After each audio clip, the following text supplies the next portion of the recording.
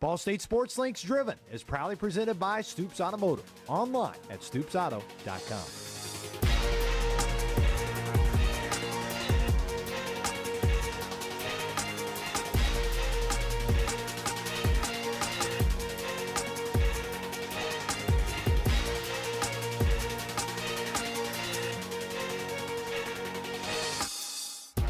I would never beat him, but then I finally got him, and I just wanted to let everybody know that little brother could beat the big brother.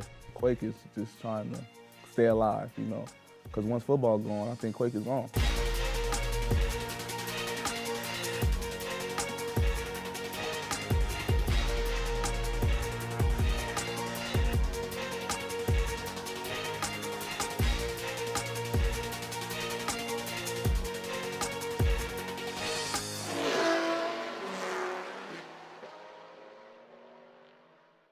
Winter is upon us. Happy December and happy holidays, everybody. Thank you for joining us for Ball State Sports Links Driven, presented by Stoops Automotive. Stoops, driven to be the best. I'm your host, Connor Onion, and it's time to take a look at the best stories in Ball State sports. Our first story almost never transpired as swimmer J.D. Middleton almost quit the sport of swimming.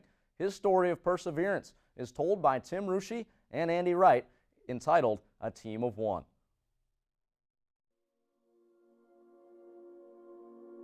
J.D. Middleton is a son that I'm really proud of. I don't think many people could do what J.D. did. It's something inside of J.D. that shows how strong of a person he is. I'm always proud to say that J.D. Middleton swam for me, but more importantly, J.D. Middleton swam for himself.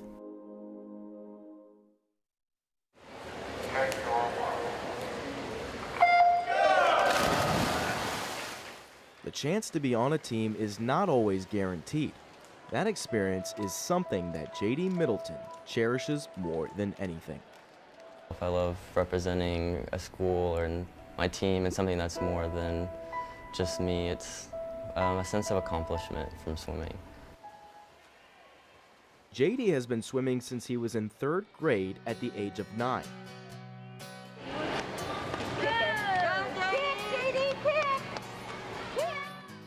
J.D. swam at the Pendleton Swim Club in Pendleton Heights, Indiana.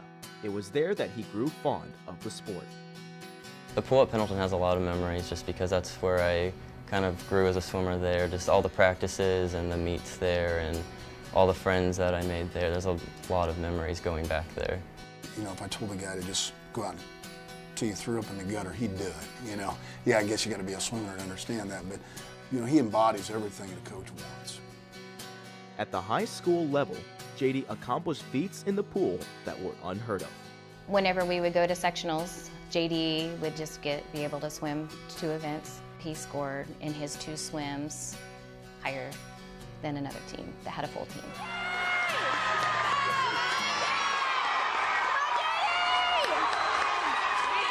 I just couldn't be any prouder, with the whole situation. If you take any other ordinary kid and put him in that kind of a situation, I think they would fail, to be quite honest. What J.D. did in the pool was unprecedented. He did it by himself, as a team of one. J.D. attended high school at Shenandoah. It is a school based in Middletown, Indiana, which has a population of 2,200 people. So Shenandoah is a really small farm town school. There's 400 people in the high school, and it was football and basketball and FFA. Swimming was never a topic that even popped up.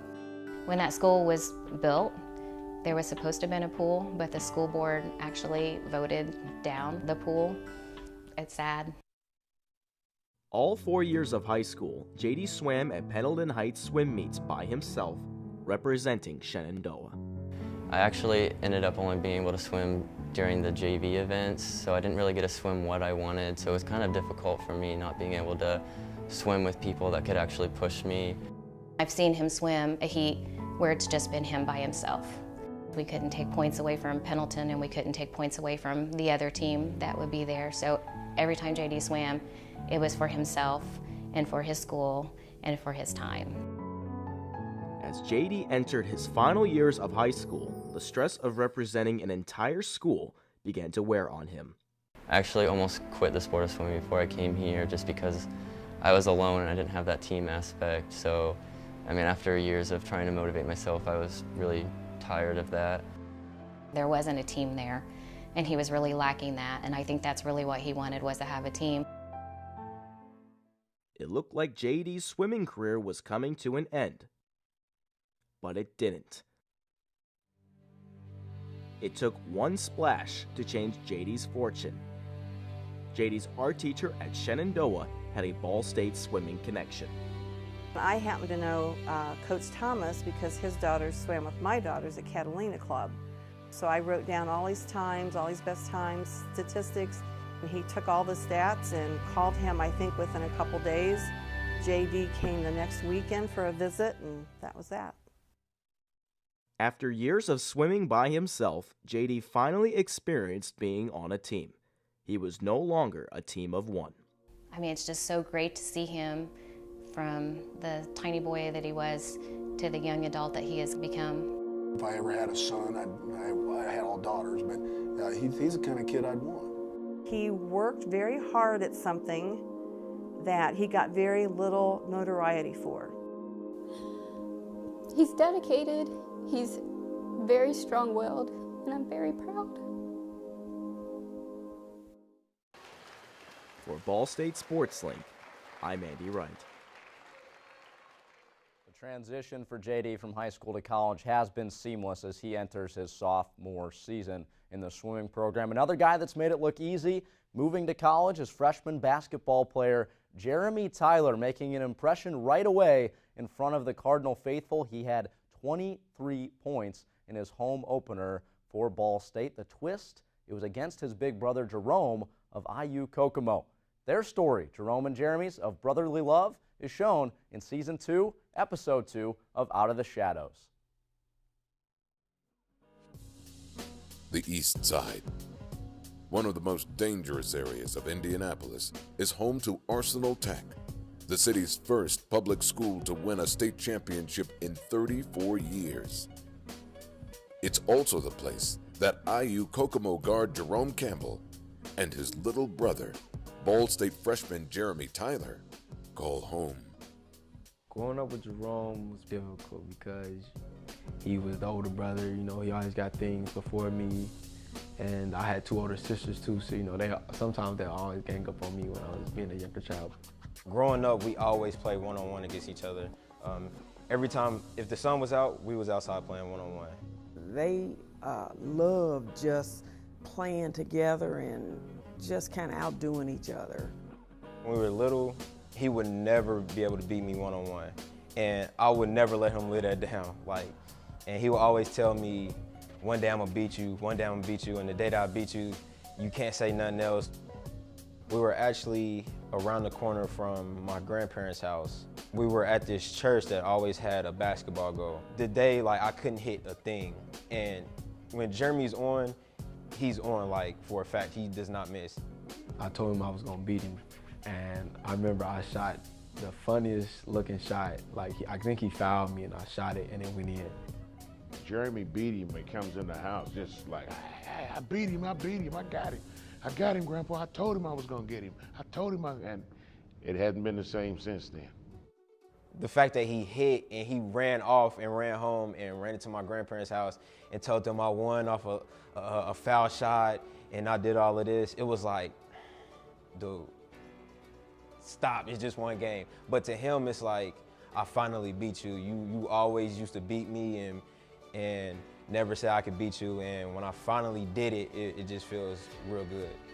With just that brother rivalry that we had, he always said I would never beat him, but then I finally got him, and I just wanted to let everybody know that little brother could beat the big brother.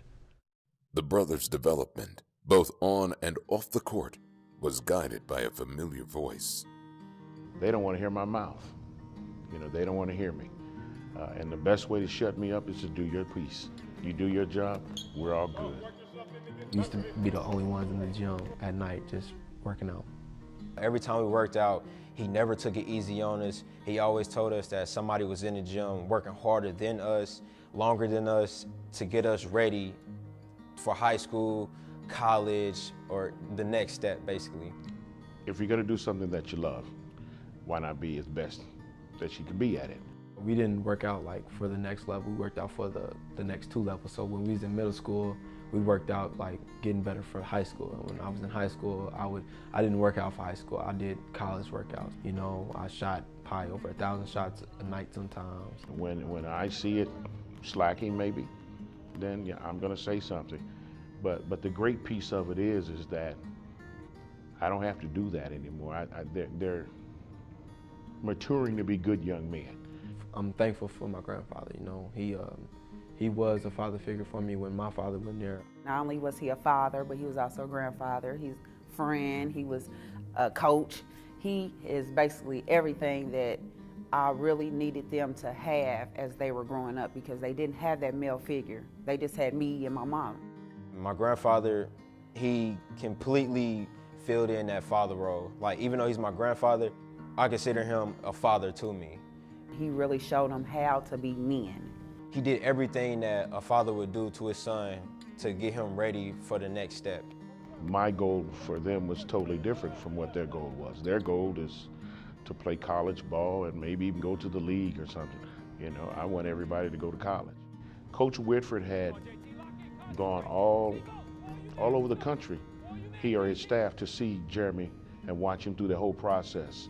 And I think they developed a bond. We did an official visit. Jeremy watched the team, and Coach Whitford, my wife, and I were up in the stands.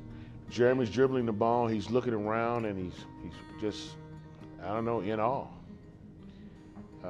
I told Jeremy that in the beginning of the process, anytime you feel like this is the spot for you, then you shut it down. That next morning, I told my grandfather, I think I want to commit here. He told me I could shut it down when I felt like I was at home. And he said, I feel like this is the place I want to be. I like this. I don't need to go anywhere else. He said, well, if you're sure, go shake that man's hand, because that's your word. So I shut it down. I shook Coach Whitford's hand. Once he shook his hand, you're locked in. It's no longer a verbal commitment. It's a man-to-man commitment. He got up and shook my hand and looked me in the eye and said, Coach, I want to come to Ball State. You know, it was a big day, and it's how Jeremy was raised. It's a, you know, he knew when he looked me in the eye and shook my hand and said it man to man that was as good as gold.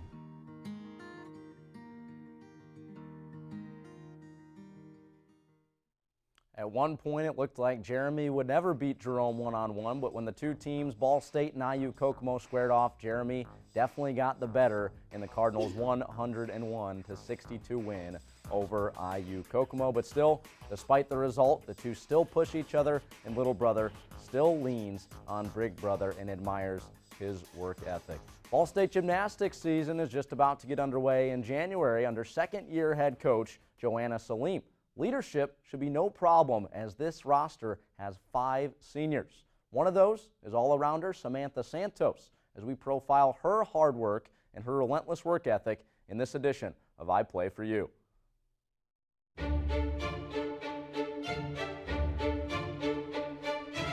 As a gymnast,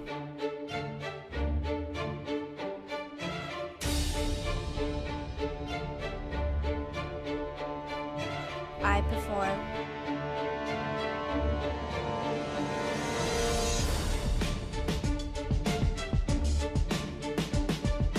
I endure physical training and practice, all to push for one goal: a perfect score.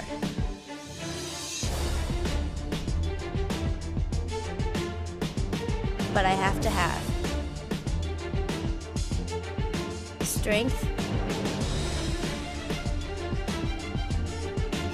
flexibility, agility, and balance.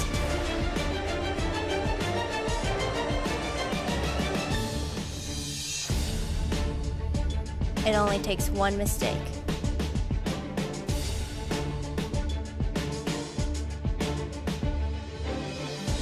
One mistake to tarnish my goal.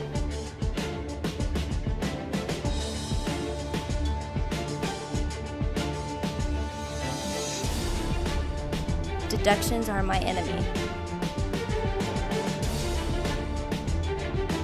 not my opponents.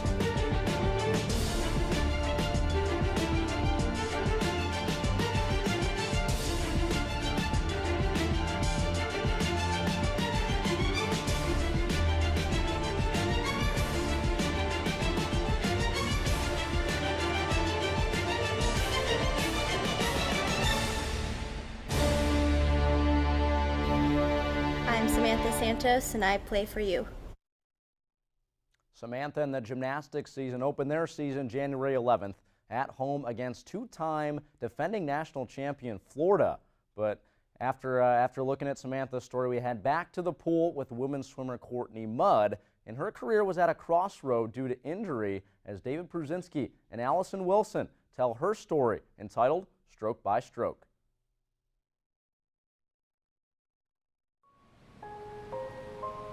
I've never been out of the water that long.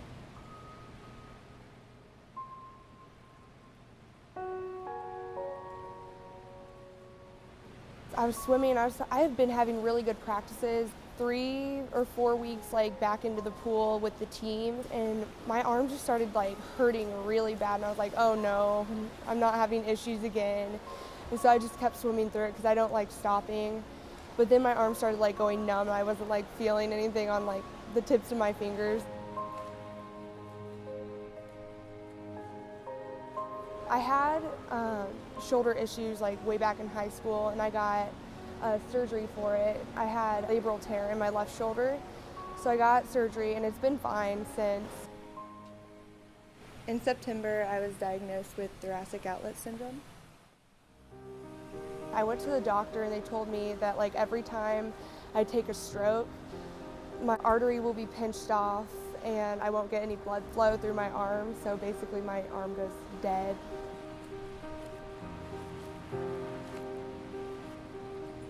For a while, I was only going for an hour at a time, and we usually go morning practice for an hour and a half, afternoon for 2 hours, so I was only getting 1 hour of swim a day. While she was sitting out, I know she would go to the rec center during our practices and work out instead of being in the water, and so I know that she stayed determined while she was out of the water. I'm back in the water full time now, so it's just a matter of getting my speed back and getting stronger.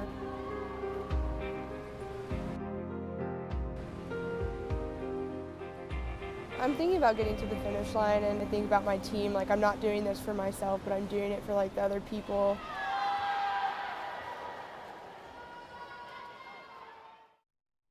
Our final story is on perhaps the greatest player to line up in the Ball State backfield ever. With several records to his name, we highlight the journey of Jawan "The Quake" Edwards for the Ball State football team. His story is produced by Drew Adamson and Tori Fox.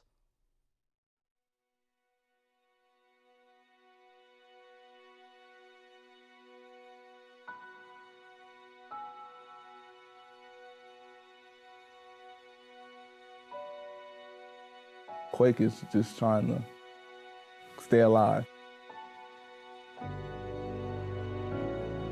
Once football gone, Quake is gone.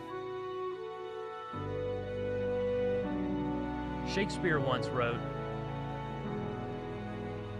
"We know who we are, but not what we may be." As the career of Jawan Edwards enters its final act, the senior longs for the answer to one simple question: what will become of Quake? I have a trophy dating back to 1997, PAL Packers. Football has just been in my life ever since then. Everybody that was in that community was going to a predominantly black school, East Mecklenburg. People with more talent went to East Meck, You know, like I didn't have a father at home, so, you know, chilling with the older guys was my way of, you know, learning some things from a man, supposedly, you know. So, you know, being that butler, being around people who I feel were more likely to be successful or looking to be successful helped me out a lot. The move to Butler propelled Juwan to the things he valued the most: championships and a well-earned high school degree. Everything was following life's script until an ordinary drive threatened to change everything. Tonight we're learning more about a Butler football player involved in a deadly accident over the weekend. Police arrested the popular running back after they say he caused a wreck that killed 51-year-old Nathan Hardis of Midland. That was one of the most devastating situations I ever been in, you know, and just to see somebody die and, you know, feel like I was a part of it, me being there, being questioned about it, like I had something to do, you know what I mean, like I really had physically something to do with it. So I think that's going to be with me for life, just, you know, that situation. I was actually sitting in the back seat. It was just us two. The front seat was wet, but that's the part that got hit, you know, so that's another thing, like, wow, I could have been right there. My leg or anything, I was sitting in the back. Despite the setback, Juwan persevered. He sought a Division I dream and realized it here at Ball State. But despite all the hurdles sent Juwan's way, it was he himself who stood in his path. There's a lot of times where he wasn't passing his runs. And, you know, there was a time where we met Coach Feely, myself, and the captains met with him, and hey, you're not passing, you're not doing what you're supposed to be doing conditioning-wise. And, you know, I think he heard that message and stepped up. Juwan not only improved, but became a staple in the Cardinal record books. He gained the most yards, scored the most touchdowns, and tallied the most points in a Cardinal uniform. But what name will be inscribed in history? It's a decision that's harder than you might think. When I just started getting publicity, I just was tired of, you know, Juwan, you know, I just wanted a little alias a little bit, and, you know, Quake, I think it fits me well. A friend of mine actually came up with the name. Quake, yeah, you can go with that, I like that. And I rolled with it, and it took people some months to actually figure out, like, I was serious about, like, don't call me Juwan, I'm really Quake right now. And my presence on the field took over, and people really bought in and see me improving on the field. I feel like I improved on the field after I got the name. Will it disappear? Will it be gone? Will the persona that Juwan so wants to be continue to the professional ranks? He's definitely versatile. He brings a combination of size and speed and toughness and athleticism. In the NFL, he's going to have to do a lot of other different things other than just run the ball. You know, he's going to have to pass protect. He's going to have to play on special teams in order to make a team, and he's the guy for that because he'll do all that. Hard work, dedication, and belief. Just hopefully, you know, I just get that opportunity. I feel like I'm in the right position. I do the right things, and the right people watching over me. I got a lot of people in my corner. For Ball State Sports Link, I'm Torrey Fox. Not only did Quake etch his name in the Ball State record books, but also in the MAC record books as well. As you see, rushing touchdowns, total touchdowns, rushing attempts, rushing yards. He is the best ever as far as Ball State Cardinals are concerned. Various records fell throughout his Ball State career records, season records, and single game records as well. For a lightly recruited guy, I'd say he did pretty well for a running back out of North Carolina. The trio that has to replace him, Darian Green, Horatio Banks, and Teddy Williamson, have quite the void to fill next season for Pete Lembo and the Ball State Cardinals. Well, that does it for December's episode of Driven. Don't forget to follow us on social media. We're on Twitter and Instagram at BSU SportsLink and at Facebook.com/Ball State SportsLink. Big thank you to our executive producer, J.C. Obringer, and also Luke Martin in his final show, as December has quickly become Luke Martin Appreciation Month. We thank him in his final show before he goes off to Major League Baseball Network. Our faculty advisors are Brad Daly, Alex Cartman, and Chris Taylor. I'm your host, Connor Onion, saying so long and thanks for watching Ball State Sports Links Driven.